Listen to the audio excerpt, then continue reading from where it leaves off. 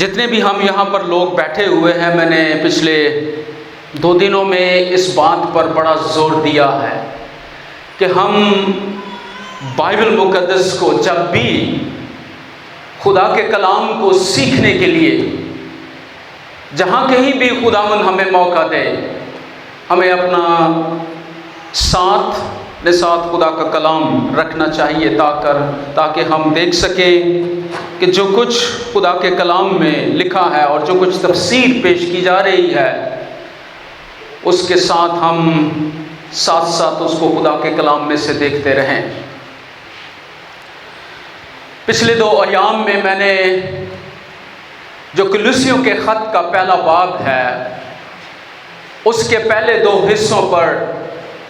آپ کی رہنمائی کی ہے، اور شاید کچھ لوگ آج نئے ہیں تو ہم آج اس کے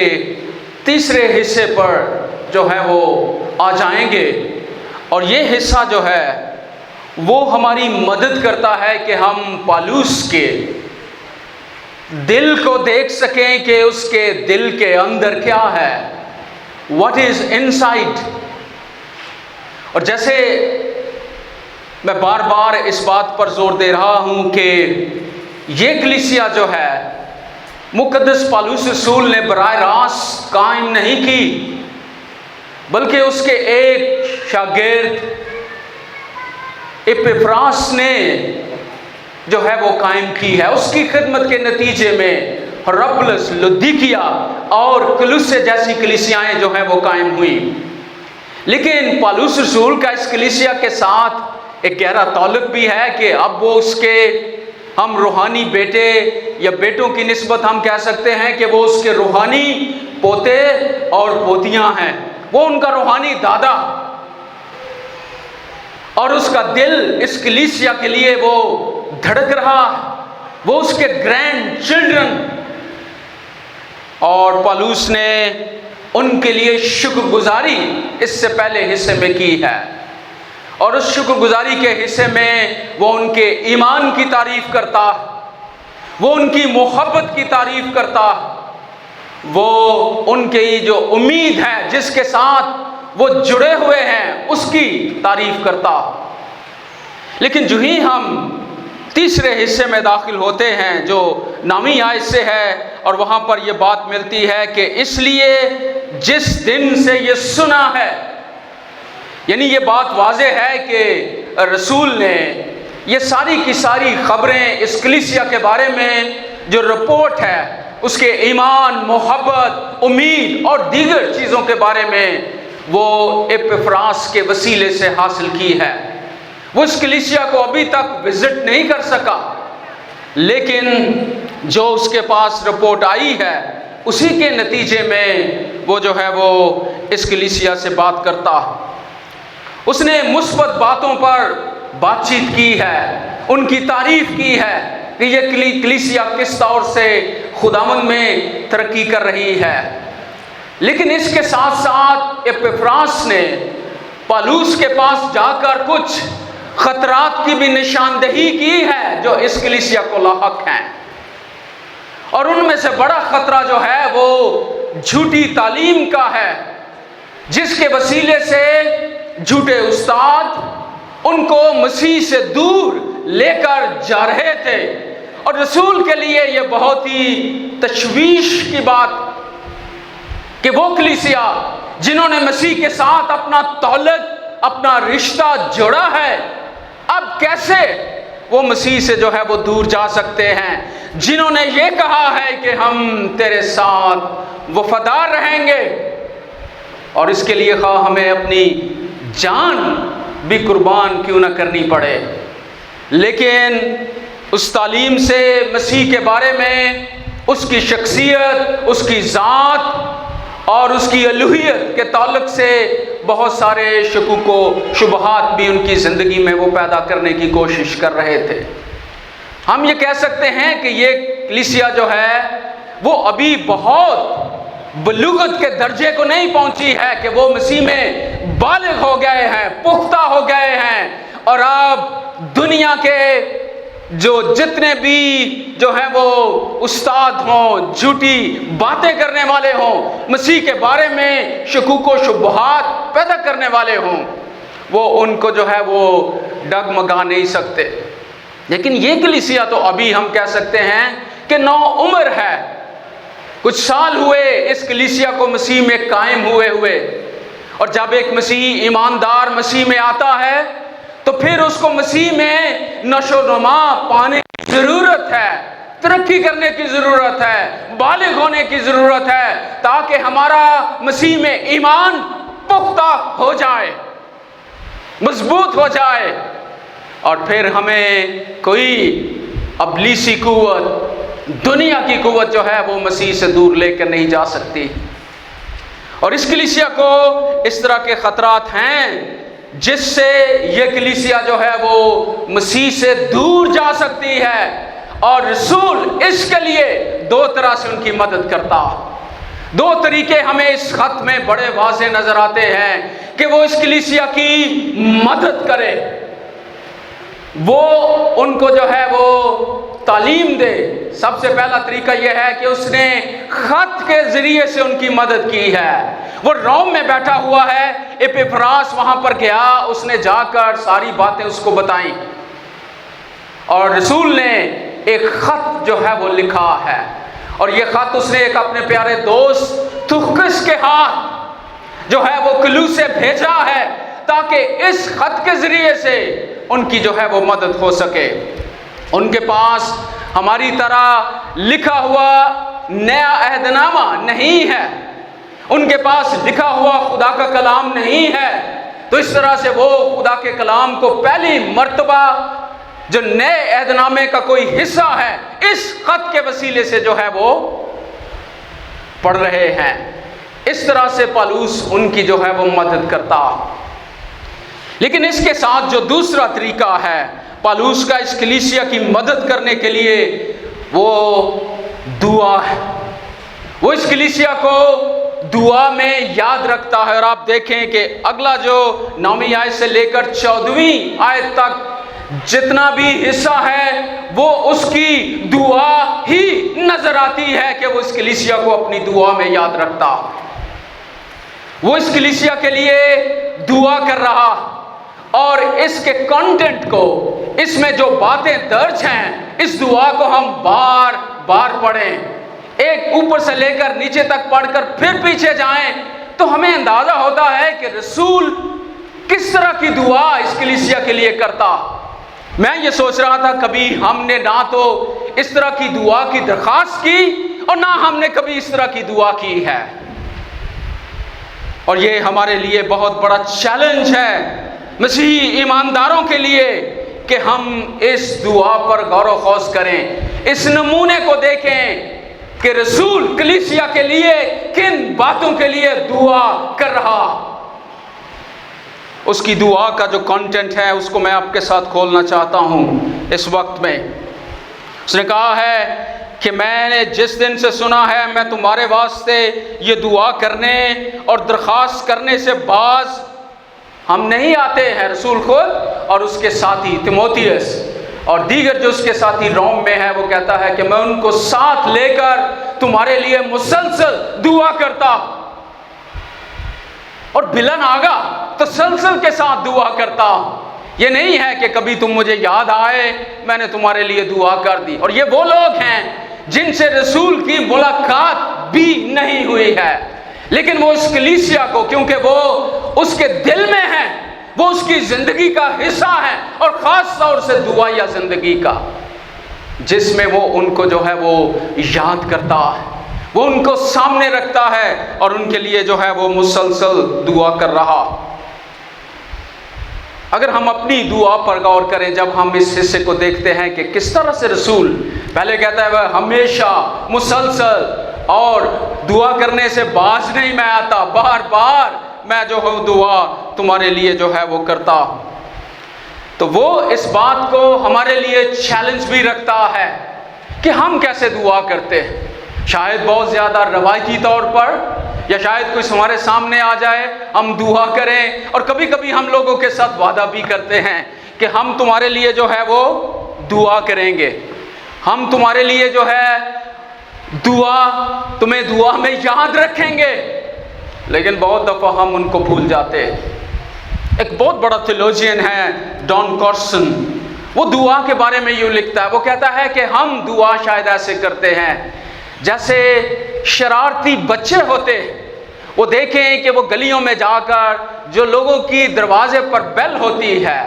وہ بجا کر کیا کرتے ہیں، شرارت میں اس سے پہلے کہ کوئی دروازہ کھولے وہ بھاگ جاتے،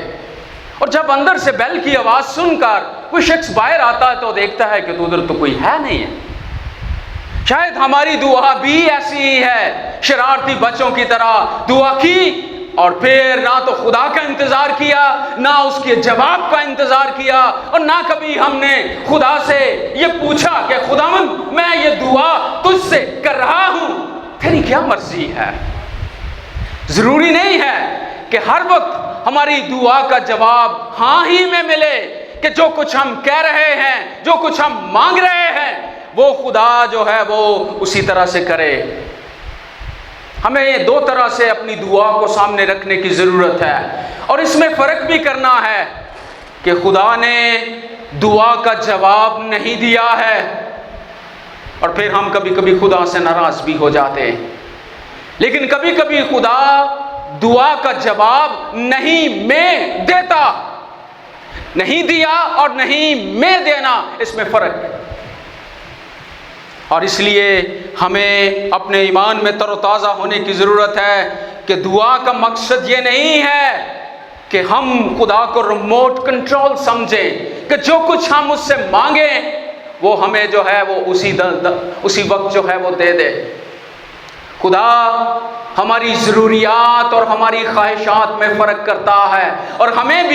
بہت دفعہ اپنی خواہشات کے لیے دعا کرتے ہیں، لیکن ہمیں یہ یاد رکھنے کی ضرورت ہے کہ ہم خدا کی مرضی کو تلاش کریں اپنی دعاؤں میں، کہ خدا کی مرضی ہے کیا میرے لیے، ہمارے لیے، کلیسیا کے لیے، ہمارے خاندان کے لیے خدا کی مرضی ہے کیا۔ اور رسول نے یہاں پر دعا کے لیے جن باتوں کا ذکر کیا ہے وہ ہمارے لیے حیران کن ہے۔ سب سے پہلے وہ ان کے لیے کس چیز کے لیے جو ہے وہ دعا کرتا ہے، اس کا جو پہلا نقطہ ہے وہ کہتا ہے میں تمہارے لیے روحانی حکمت کے لیے دعا کرتا ہوں، روحانی حکمت کے لیے تمہارے لیے دعا کرتا ہوں، اور اس کے لیے وہ ان کے لیے جو ہے وہ دعا کر رہا۔ اگر ہم پرانے عہد نامے میں حکمت کے تعلق سے دیکھیں تو امثال کی کتاب میں ہمیں یہ ملتا ہے کہ خداوند نے انتظام عالم کے شروع میں اپنے قدیمی سنتوں سے پہلے مجھے یعنی حکمت کو پیدا کیا ہے۔ اور پہلی صدی میں ایک بہت بڑا یہودی فلسفر ہے فائلو، وہ یہودیوں کی مدد کر رہا تھا اس وقت میں، کیونکہ اس وقت وہ یونانی کلچر، یونانی ثقافت، یونانی زبان اور یونانی معاشرے کی وجہ سے وہ بھی اپنے ایمان میں بہت مشکلات کا شکار تھے کہ وہ اس سارے تناظر میں خدا کو، پرانے عہد نامے کو کیسے سمجھیں۔ تو پھر فائلو جو ہے وہ یہودیوں کی مدد کرتا، وہ ان کو سمجھانے کی کوشش کرتا ہے کہ ہم اس تناظر سے بھی خدا کو سمجھ سکتے ہیں، خدا کے کلام کو، خدا کی شریعت کو اس طرح سے جو ہے وہ سمجھ سکتے ہیں۔ اور اس نے اس بات کو جو ہے وہ پیش کیا ہے کہ حکمت جو ہے وہ سب چیزوں کی ماں ہے، وہ سب چیزوں کی ماں ہے، کیونکہ وہ سب چیزوں سے پہلے پیدا جو ہے وہ کی گئی۔ اور اس طرح سے وہ حکمت کی جو ہے وہ بات کرتا ہے، اور یہودیوں کی جو ہے وہ ان کو بیان کرتا ہے کہ حکمت کتنی اہم ہے۔ اور یہاں پر رسول نے صرف یہ نہیں کہا حکمت حکمت حکمت تو دنیا کی بھی ہے، یونانی حکمت بھی ہے، اور بہت ساری حکمت ہے جو اس دنیا میں، لیکن رسول نے یہاں پر جو اسم صفت ہے، یہاں پر ہمارے اردو ترجمے میں اس کو زیادہ جو ہے وہ ہم دیکھتے ہیں کہ وہ کہتا ہے روحانی روحانی روحانی حکمت جو ہے وہ یوز کر رہا۔ یہ وہی لفظ ہے جو خدا کے پاک روح کے لیے استعمال ہوا ہے، اور وہ اس بات کو پیش کر رہا ہے کہ جس حکمت کے لیے میں تمہارے لیے دعا کرتا ہوں، خدا سے مانگتا ہوں، وہ دنیاوی حکمت نہیں ہے، وہ دنیا کی حکمت نہیں ہے، بلکہ وہ روحانی ہے۔ خدا کا پاک روح اس کا منبع ہے، اس سے وہ حکمت جو ہے وہ ایمانداروں کو ملتی ہے، کلیسیائی رہنماؤں کو ملتی ہے، کلیسیا کے ان بزرگوں کو ملتی ہے جو اس کے پاس فروتنی اور حلیمی کے ساتھ جھکے رہتے ہیں اور خدا کی حکمت کو جو ہے وہ مانگتے ہیں۔ سلیمان بادشاہ کی مثال دیکھ لیں، اس نے خدا سے وہ دولت بھی مانگ سکتا تھا، شہرت، عزت، یہی چیزیں ہیں جو ہمیں بہت زیادہ اٹریکٹ کرتی ہیں۔ ہم بھی سیلیبریٹیز بننا چاہتے ہیں کہ ہماری دنیا میں شہرت ہو، ہمیں لوگ جانیں، ہماری واہ واہ کریں، لیکن شاید میں اور آپ نے کبھی خدا سے اس حکمت کا تقاضا نہیں کیا کہ خداوند تو مجھے روحانی حکمت سے مامور کر دے، میں تیری حکمت سے لبریز ہو جاؤں تاکہ میں تیری حکمت کو اپنی زندگی میں جو ہے وہ لے سکوں۔ اور اس لیے رسول جو ہے اس حکمت کے لیے جو ہے وہ دعا کرتا ہے جس کا منبع خدا کا پاک روح ہے۔ اور وہاں پر جو جھوٹے استاد دعویٰ کر رہے تھے کہ ان کے پاس بھی یونانی حکمت ہے، لیکن پالوس رسول ان ایمانداروں کے لیے روحانی حکمت، خدا کی حکمت، خدا کے پاک روح کی مدد سے دی گئی حکمت کا تقاضا کرتا ہے۔ اس کلیسیا کے بارے میں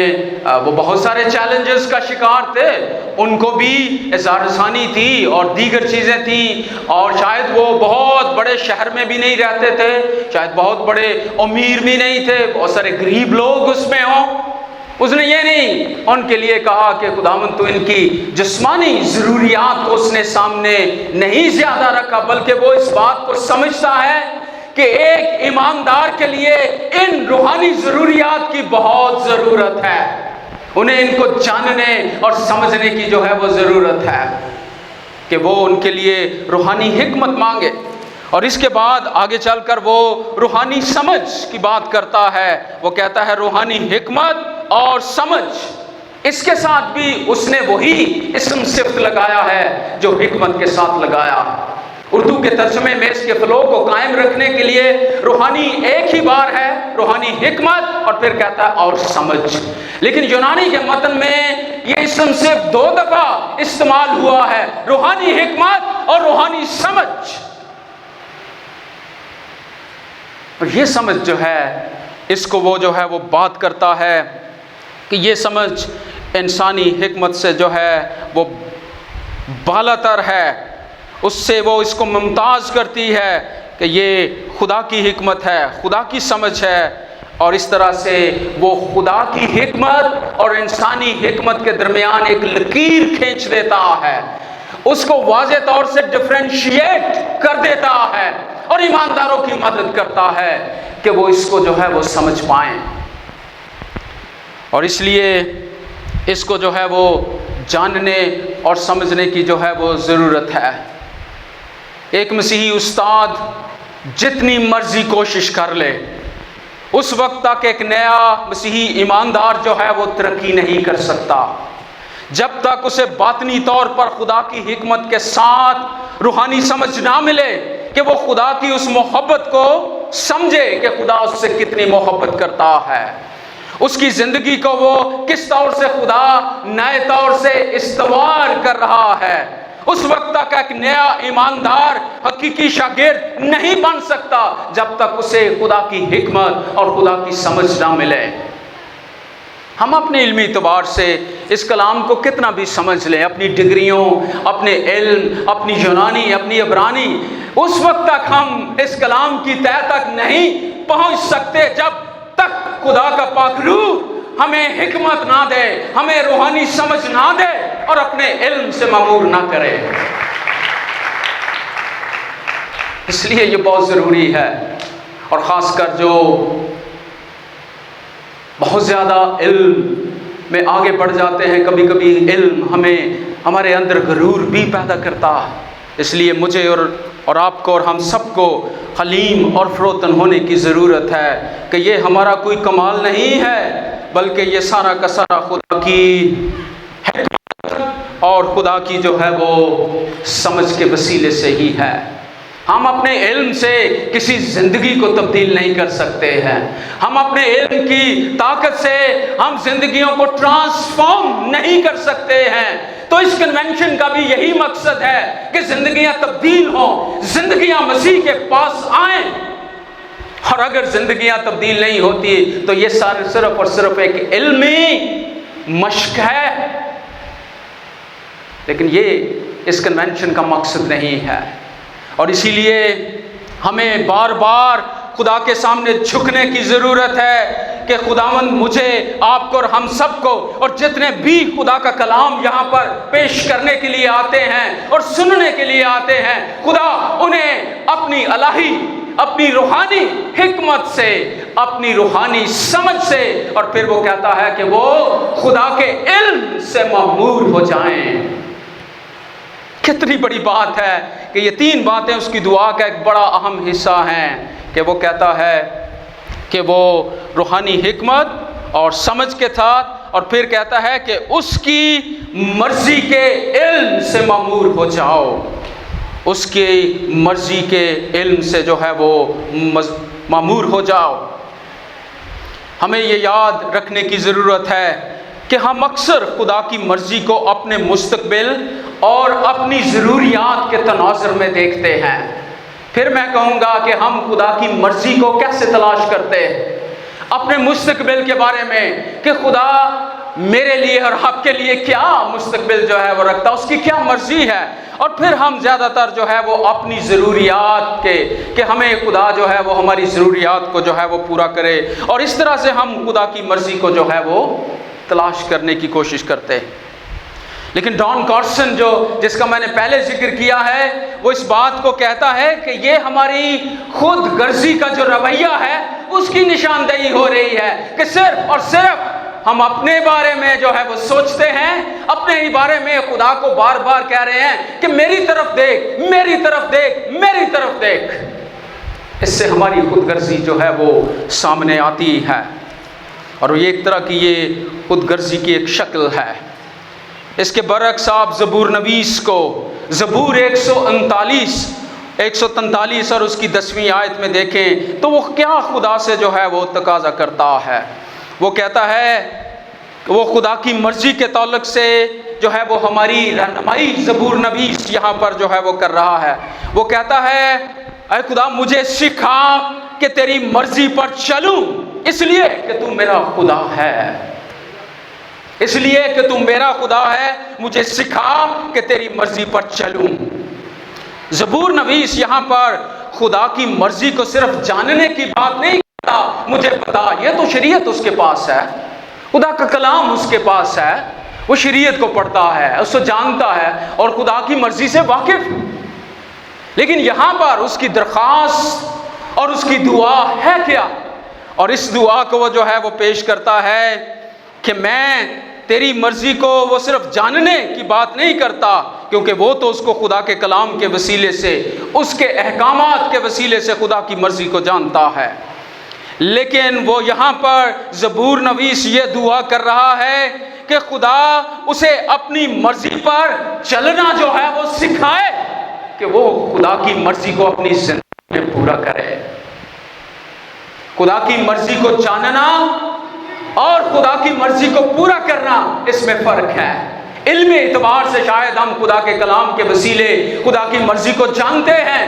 لیکن یہ جو حصہ ہے کہ خدا کی مرضی میری اور آپ کی زندگی سے پوری ہو، وہ شاید ایک دوسرا مسئلہ۔ اس لیے یہاں پر زبور نویس اس بات کو پیش کر رہا ہے کہ اے خدا تو مجھے اپنی مرضی پر چلنا سکھا، تاکہ وہ اپنی زندگی میں صرف اور صرف خدا کی مرضی کو پورا کر سکے۔ اس لیے پالوس رسول جو ہے وہ اس بات کو پیش کر رہا ہے کہ جو کلوسے کی کلیسیا ہے، وہاں کے جو ایماندار ہیں وہ خدا کی روحانی حکمت سے معمور ہو جائیں، وہ خدا کی روحانی جو سمجھ ہے اس سے معمور ہو جائیں، اور وہ خدا کی مرضی کو صرف جانے ہی نہیں، علمی اعتبار سے صرف جانے نہ، بلکہ ان کی زندگی میں خدا کی مرضی جو ہے وہ پوری ہو۔ اور خداوند یسوع مسیح نے جو اپنے شاگردوں کو دعا سکھائی تو اس نے کہا کہ جس طرح سے آسمان پر تیری مرضی پوری ہوتی ہے، اسی طرح سے زمین پر بھی پوری ہو۔ کیسے؟ اگر ایمانداروں کی زندگیوں میں خدا کی مرضی پوری نہیں ہوتی ہے تو پھر کیسے لوگ خدا کی مرضی کو جو ہے وہ جان سکتے ہیں؟ اسی لیے اس دنیا میں کلیسیا جو ہے وہ رکھی گئی ہے، اسی لیے ایمانداروں کو اس دنیا میں رکھا گیا ہے تاکہ ان کی زندگی کے وسیلے سے خدا کی مرضی دنیا پر آشکارا ہو جو تاریکی، اندھیرے اور ابلیس اور موت کے قبضے میں ہے۔ ہم ان پر خدا کی مرضی کو ظاہر کر سکیں، علمی اعتبار سے نہیں بلکہ اس پر عمل کر کے۔ کبھی کبھی میں سوچتا ہوں کہ جب ہم اپنی کلیسیا پر، اپنی خاندانی زندگی پر اور اپنی شخصی جو تعلقات ہیں ایک دوسرے پر، ان پر غور کرتے ہیں کہ خاندانوں کے خاندان آج اگر ہم اپنے ملک کا، اپنی کلیسیا پاکستان کا عمومی طور پر جائزہ لیں، ہم کسی کو یہاں پر تنقید کا نشانہ نہ بنائیں، ہم سب اس کا حصہ۔ ہمیں یہ یاد رکھنے کی ضرورت ہے کہ ہمارے خاندان کیوں الجھ رہے ہیں، ہمارے خاندانوں میں کیوں لڑائیاں، جھگڑے، طلاق کی شرح دیکھ لیں، میاں اور بیوی میں کس طرح سے جھگڑا ہے، بچوں کے اور ماں باپ کے درمیان کس طرح سے دوریاں ہیں، خاندان بکھر رہے ہیں۔ کلیسیاؤں کو دیکھ لیں، کلیسیاؤں میں کس طرح کے حالات ہیں۔ ہر طرح سے ہمیں ایک عجیب قسم کی مایوسی جو ہے وہ نظر آتی ہے۔ ہمارے معاشرے کو دیکھ لیں، ہم مسیحی بطور معاشرہ، بطور خدا کے لوگ، ہم کدھر جا رہے ہیں؟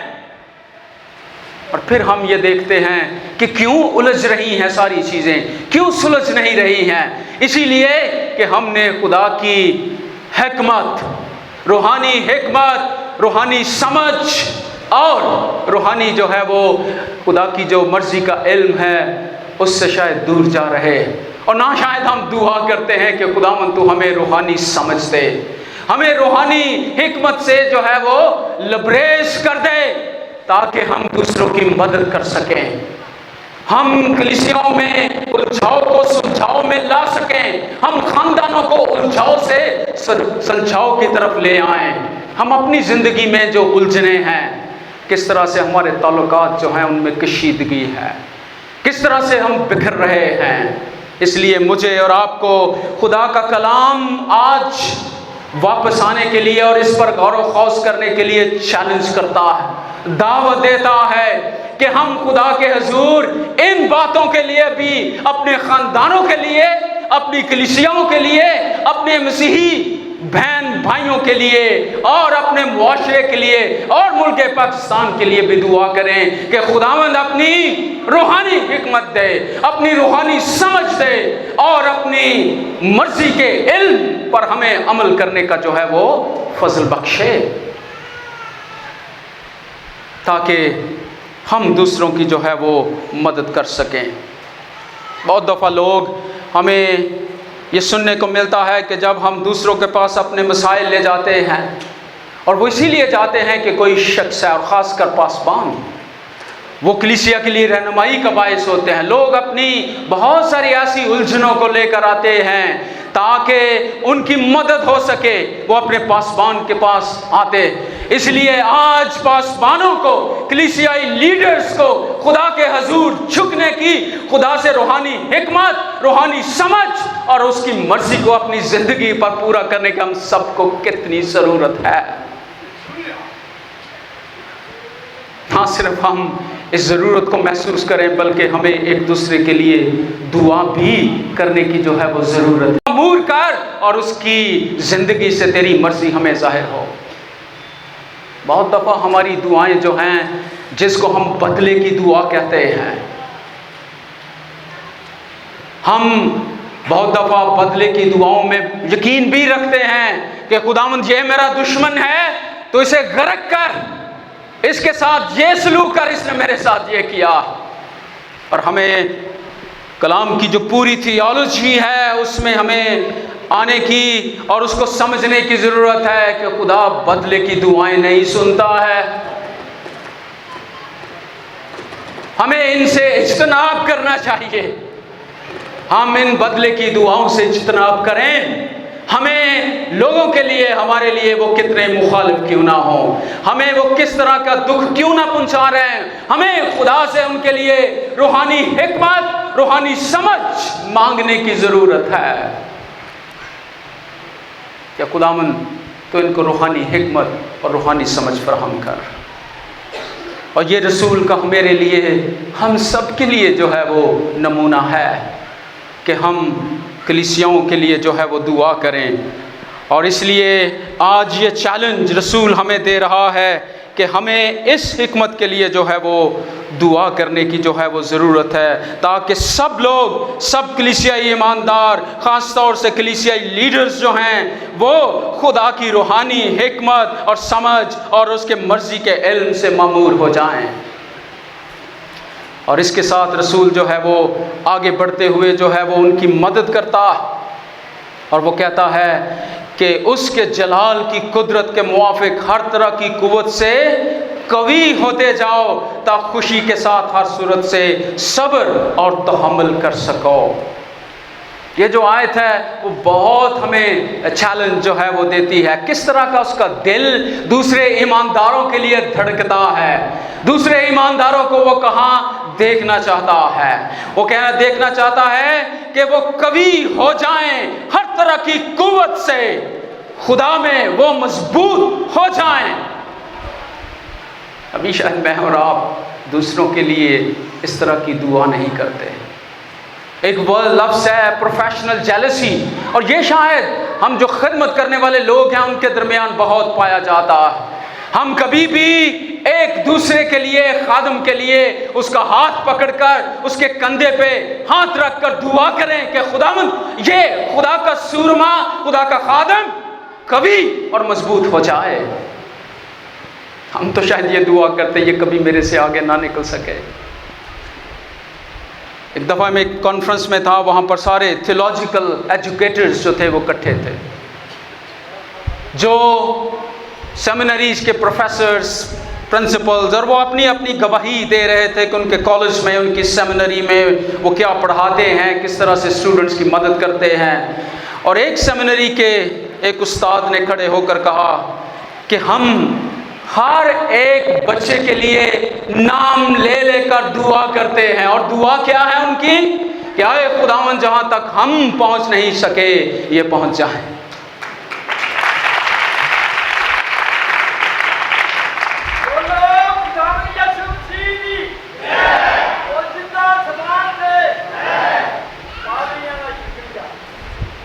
اور یہ جو چیلنج ہے آج میرے اور آپ کے لیے، ہر ایک ایماندار کے لیے، کہ ہم اس کے لیے دعا کریں کہ وہ مسیح میں مضبوط ہو، ترقی کرے، تاکہ ابلیس اسے گرانے نہ پائے۔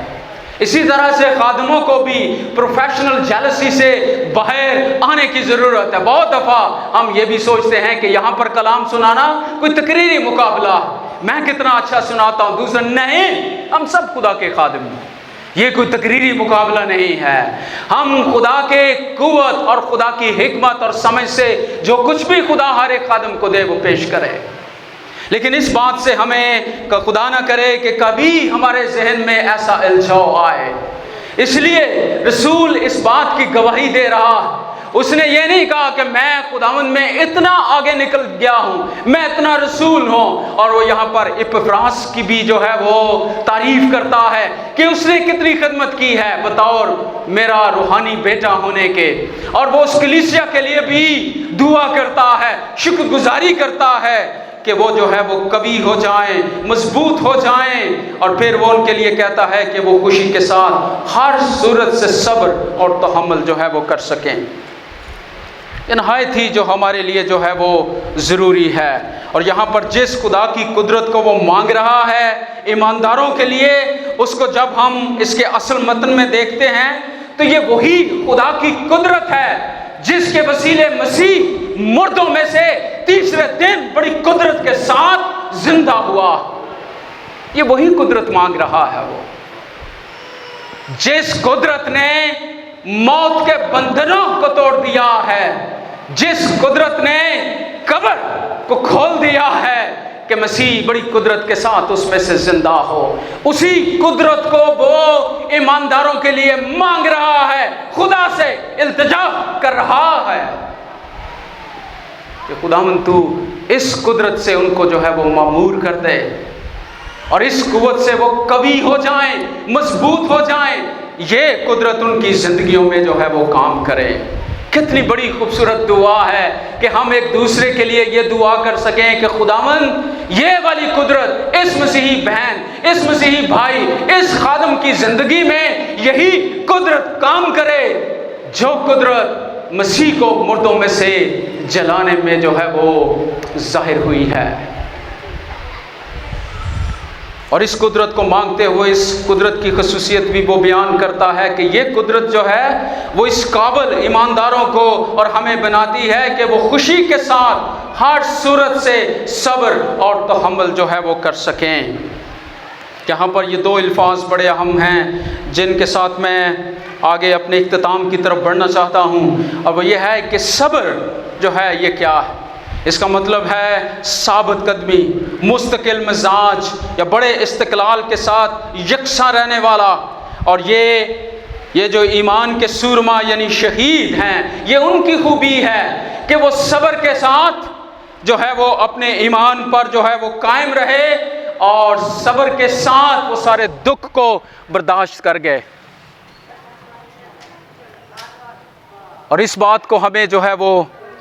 یاد رکھنے کی جو ہے وہ ضرورت ہے۔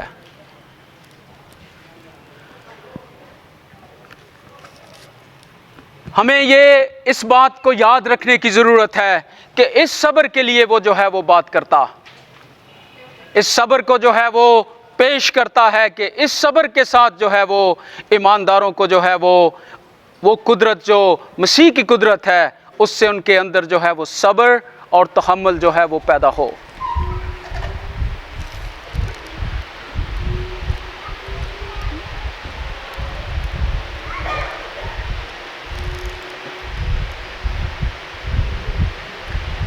اور یہی چیلنج جو ہے آج میرے اور آپ کے لیے ہے کہ ہم کتنا جو ہے وہ صبر میں جو ہے وہ مضبوط رہتے ہیں۔ یہ قوت جو ہے، جو خدا کی قدرت ہے، ہماری زندگی میں صبر پیدا کرتی ہے، ہمیں اس حد تک صبر دے دیتی ہے کہ وہ شہید جو اپنی جانوں کو نذرانہ بھی صبر کے ساتھ دے گئے، اس صبر کی قدرت ہمیں جو ہے وہ بخشتی ہے۔ اور دوسرا لفظ اس نے جو ہے وہ تحمل یہاں پر استعمال کیا ہے کہ یہ قدرت جو ہے، خدا کی یہ قدرت جو ہے وہ ہمیں دیر تک دکھ سہنے اور برداشت کرنے کی قوت اور قدرت بخشتی ہے۔ دیر تک لوگ ہمارے بارے میں ہمیں کتنا بھی ستاتے رہیں، کتنا بھی دکھ دیتے رہیں، اور ہمارے اندر ایک ایسا مزاج اس قدرت کے ساتھ پیدا ہو جاتا ہے کہ ہم بدلے کے دعا نہیں کرتے، ان کے لیے برا نہیں چاہتے، ان کے لیے برے خیالات، برے منصوبے ہماری زندگی میں پیدا نہیں ہوتے، بلکہ ہم صبر اور تحمل کے ساتھ برداشت کرتے رہتے ہیں۔ یہ قدرت ہماری زندگی میں یہ کام کرتی ہے کہ ہم صبر کے ساتھ جو ہے وہ اس کا مظاہرہ کریں، اور اس کا مظاہرہ آپ اعمال کی کتاب کے 16ویں باب میں اس کی 25ویں آیت کو دیکھیں تو وہاں پر ہمیں پالوس اور سلاس کی زندگی میں ملتا کہ وہ لوگ قید خانے میں تھے، ان کو کوڑوں سے، بینتوں سے مارا گیا، ان کے جسم سے لہو بہہ رہا تھا، اور کیا تھا کہ وہ زخمی حالت میں ان کے پاؤں کو کاٹ میں ٹھونک دیا گیا تھا، اور بری طرح سے زخمی تھے۔ وہ کیا کر رہے تھے؟ حمد کے گیت گا رہے تھے، اور وہاں پر جو دیگر قیدی تھے وہ حیران تھے کہ یہ لوگ ہیں کون؟ ان کو گالیاں دینی چاہیے، ان کو تو برا بھلا کہنا چاہیے، جنہوں نے ان کو مارا، جنہوں نے ان پر ظلم کیا ہے، تشدد کیا ہے، ان کو تو دعا کرنی چاہیے، خداوند تو ان کو غرق کر، ان سے ہمارا بدلہ لے۔ لیکن وہاں پر کیا لکھا ہوا ہے کہ وہ حمد کے گیت جو ہے وہ گا رہے ہیں، خدا کی تعریف۔ قیدی حیران تھے، یہ لوگ ہیں کون،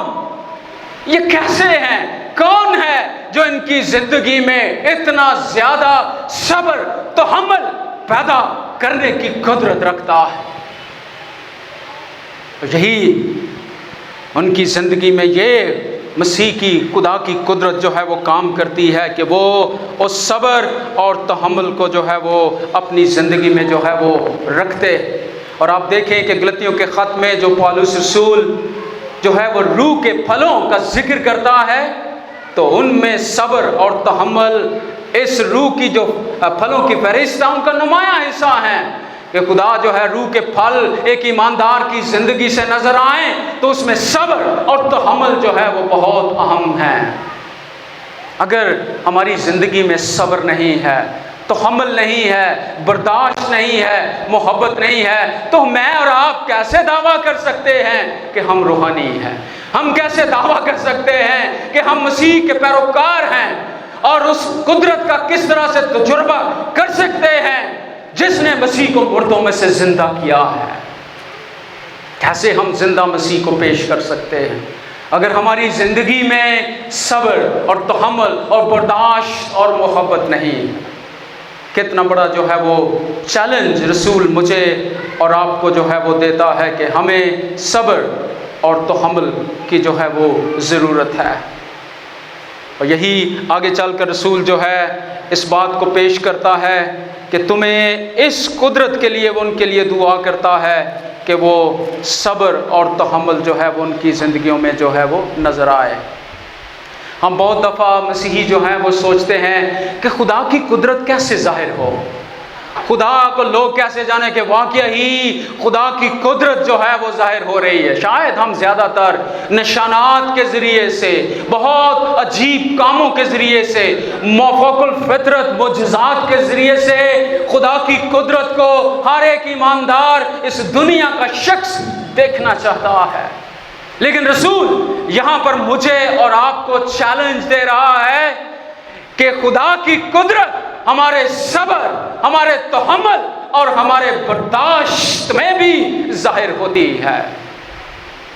لیکن میں نے اور آپ نے کبھی اپنی زندگی سے اس طرح سے خدا کی قدرت کو شاید پیش کرنے کی کوشش نہیں کی ہے کہ ہم اپنی برداشت، اپنے صبر اور اپنے تحمل میں بھی جو ہے وہ خدا کی قدرت کو ظاہر کریں۔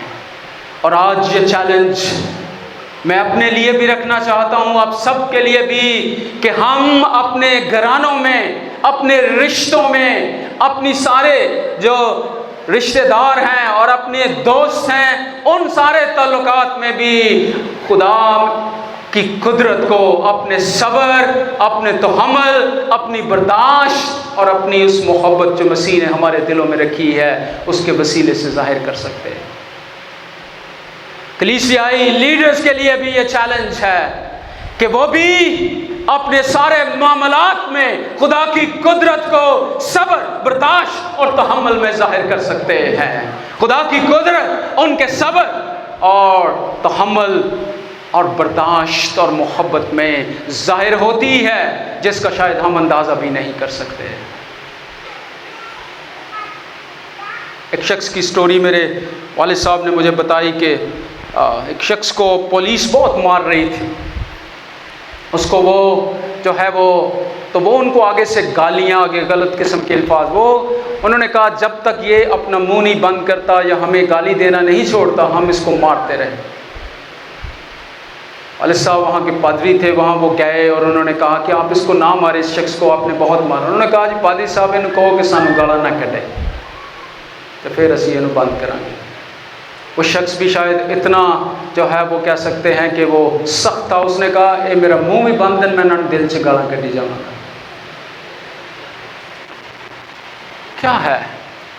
اس طرح کی سوچ، اس طرح کا رویہ؟ یہ ریٹالیشن ہے، بدلہ ہے۔ لیکن مسیح نے